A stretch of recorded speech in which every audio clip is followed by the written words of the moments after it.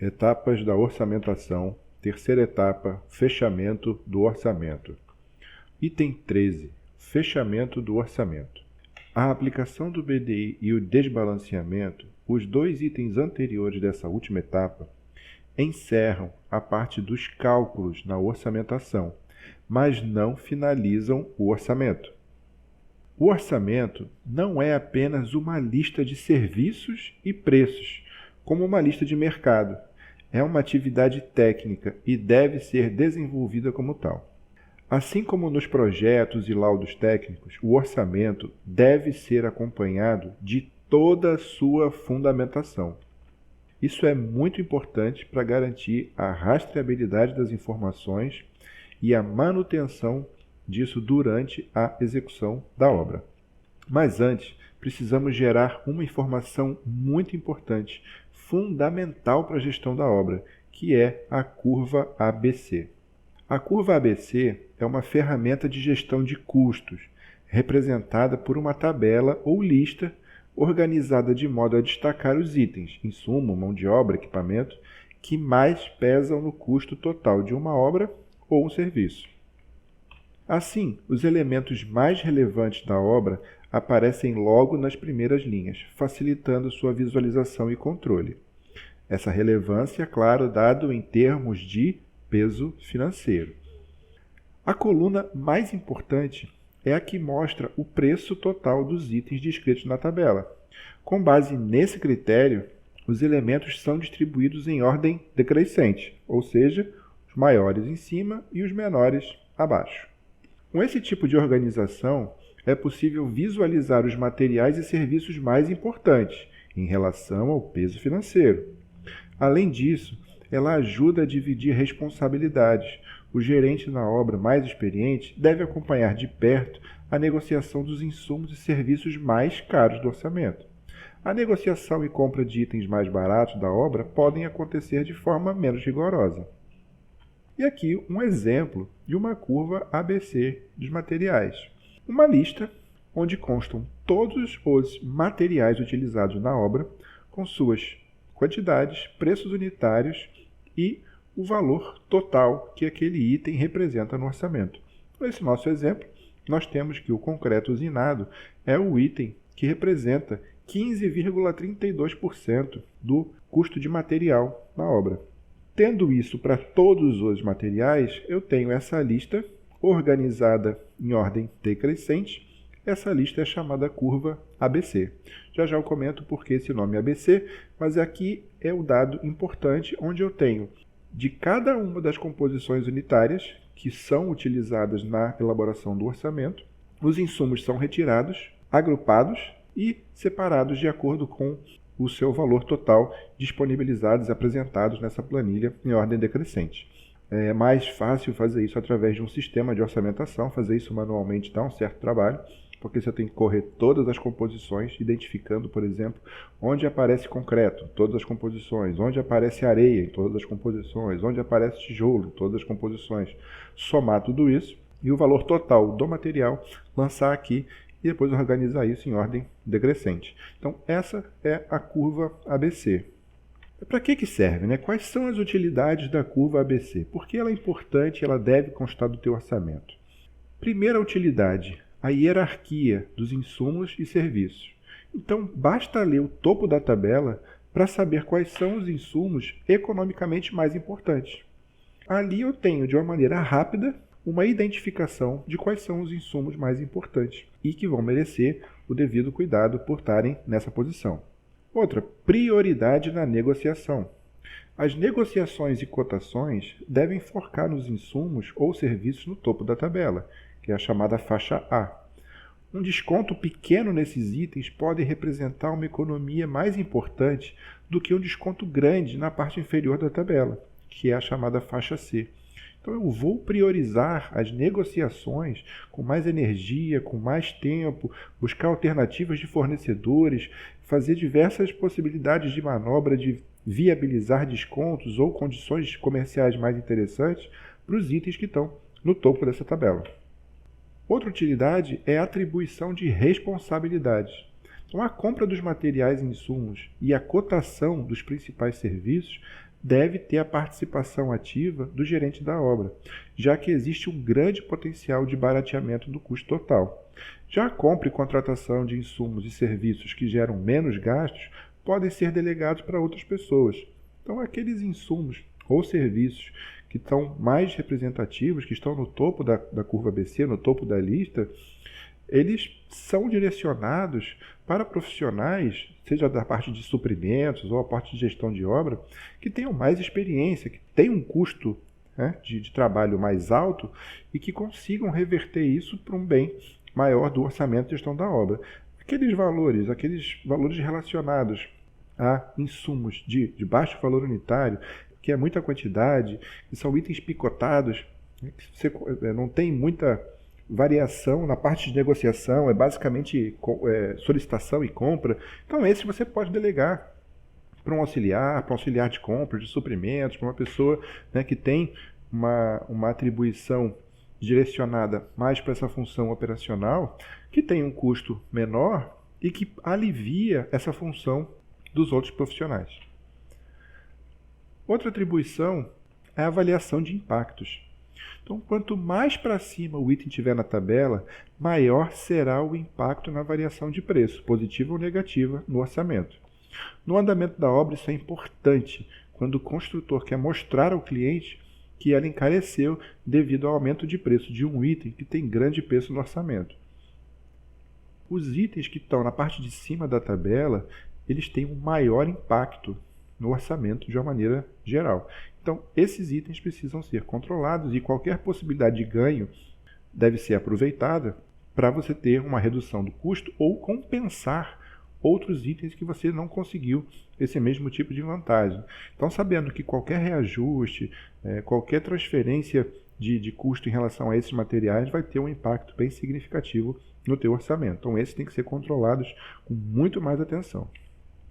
E aqui, por que se chama curva ABC? Né? Então, apesar de ser uma lista, chama curva porque os dados, se forem plotados em dois eixos, eles apresentam essa configuração.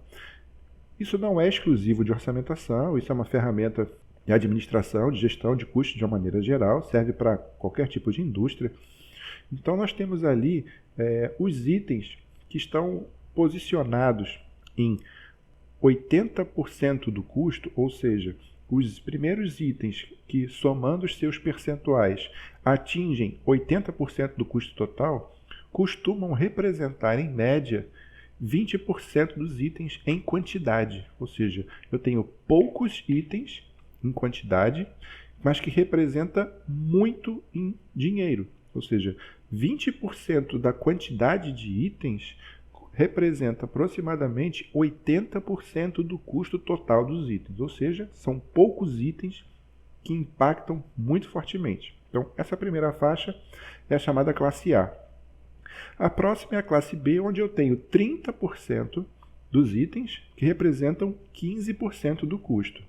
E a próxima classe são 50% dos itens que representam 5% do custo.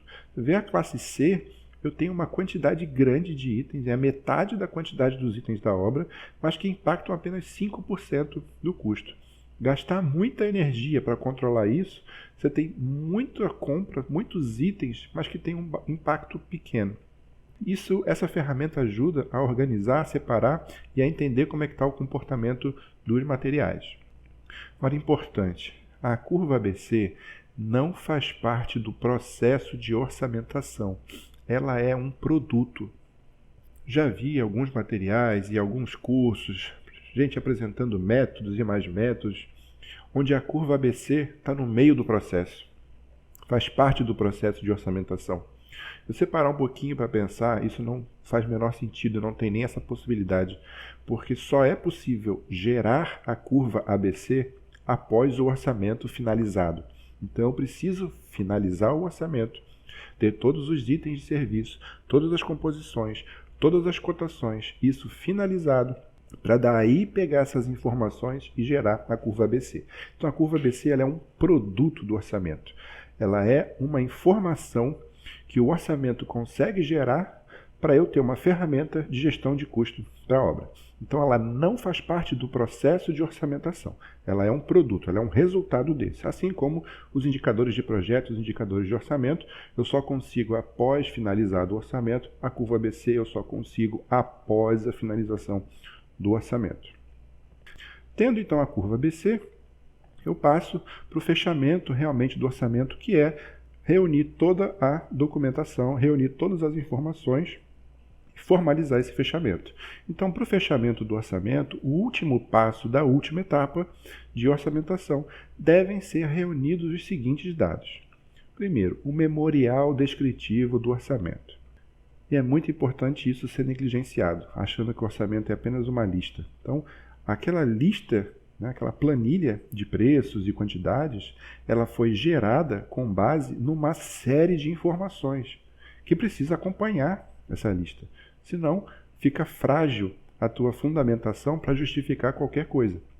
Então, é importante que toda essa documentação, além da planilha, componha o orçamento. A primeira delas é o memorial descritivo do orçamento, onde eu vou ter a relação de todos os documentos utilizados, com suas referências completas, emissão, revisão, elaborador, todas as caracterizações que eu consigo identificar exatamente.